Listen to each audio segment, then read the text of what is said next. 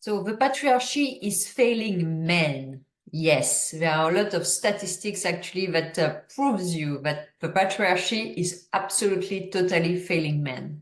My name is Peggy van der Plassche. I'm the founder of the Microdose Diet, and I talk about all things alternative medicines for professional and personal development.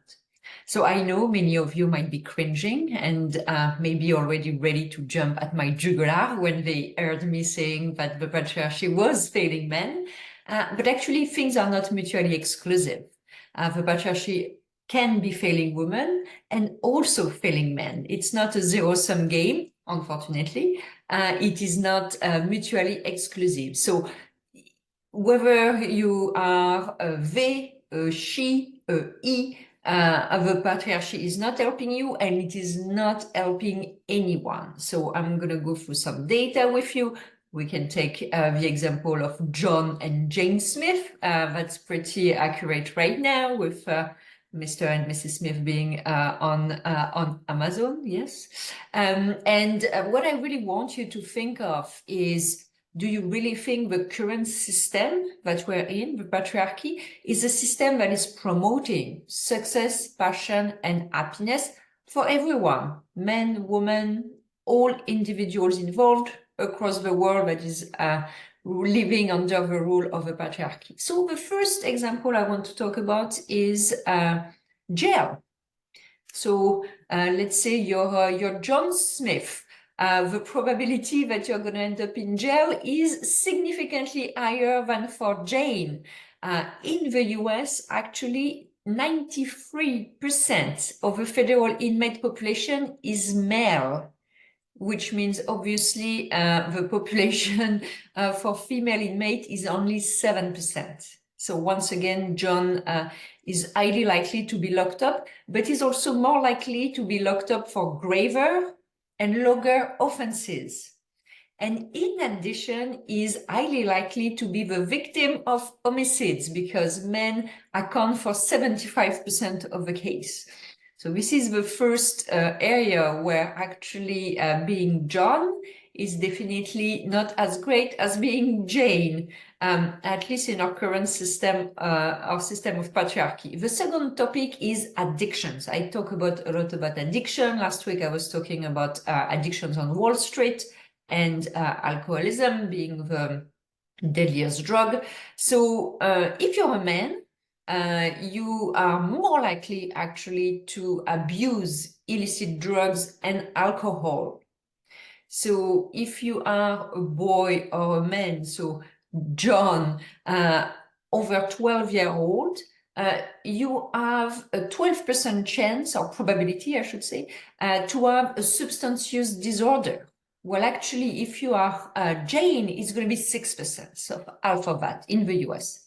The reality is that for men, they are way more likely to become addicts and to abuse substances due to peer pressure or to be part of a group. So again, the total aspect of a patriarchal model, which is based on groups and which is based on power, pyramid dynamic, well, that creates addiction in men in a higher rate than women. The third topic is mental health. So if your name is John, I'm sorry to tell you, even if you're not really a John, but let's say you're a gentleman, your probability to die from suicide is significantly higher than for women. In the United States, the suicide rate among males is approximately 4 times higher than for females. And in 2021, actually, in the US, more than 38,000 men died from suicide, which is the highest number and rate of death in 20 years. So the situation is getting worse. So once again, if you are a man in our current society, the peer pressure is likely to bring you to addiction, bring you to mental health challenges, potentially suicide, and also bring you in jail. So something extremely uplifting. And we're only halfway through.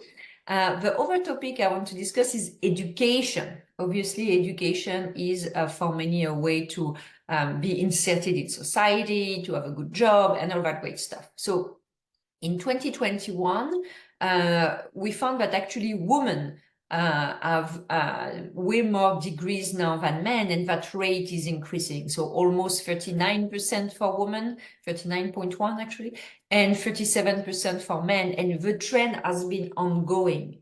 The women's educational attainment has been surpassing men in recent years, and actually that gender gap in educational attainment is evident not only in college, but also emerges before college. So the girls are more likely to graduate high school on time and to perform better academically.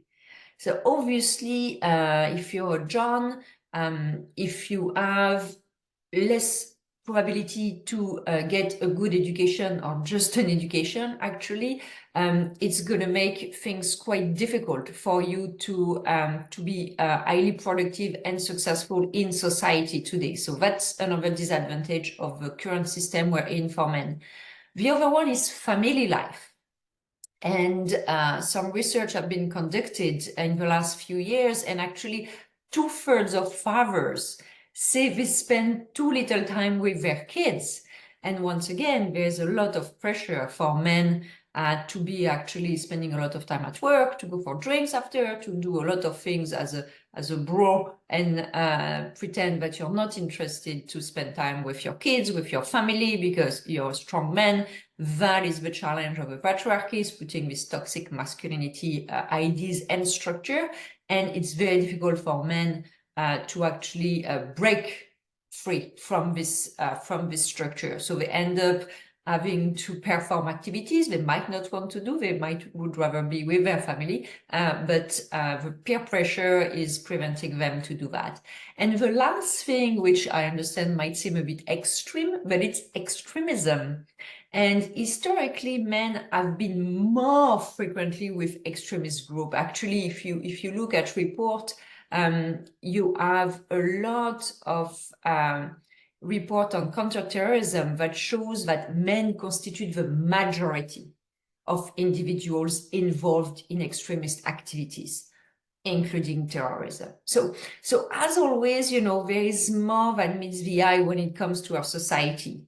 Yes, you can think that if you're John, you have way more opportunities, and life is your oyster in a patriarchal model.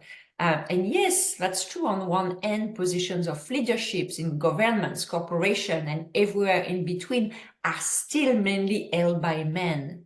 But on the other end, behind the headlines of CEO billionaires, the overall picture is not that great for men.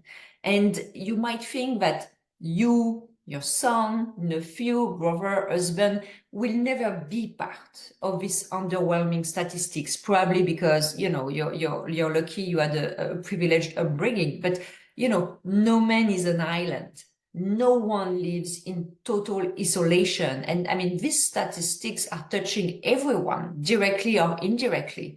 I am pretty sure you can find examples at 1 or 2 degrees of separation in most of these categories. I know I can. I won't share names, but I definitely can. So I'm going to rest my case here against the patriarchy, and I will leave it to you to decide if this is the system that you believe will bring us the most success, passion, and happiness in our life, whether you're a man or a woman, or or I would say gender neutral. If your answer is no, then it is time to do things differently. And, I would suggest to start with our notion of power and switching from, power over to power with. And that would be, I think, the best way to start dismantling the patriarchy. And it's not to push people out, it's to bring more people together once again. So thank you so much for listening. Again, my name is Peggy van der Plassche. I'm the creator of a microdose diet. You can check out my website to get more information, and please share your feedback. I'm sure you have an idea of what I talked about, and you probably want to share your own thoughts. Thank you so much for listening, and talk to you next week.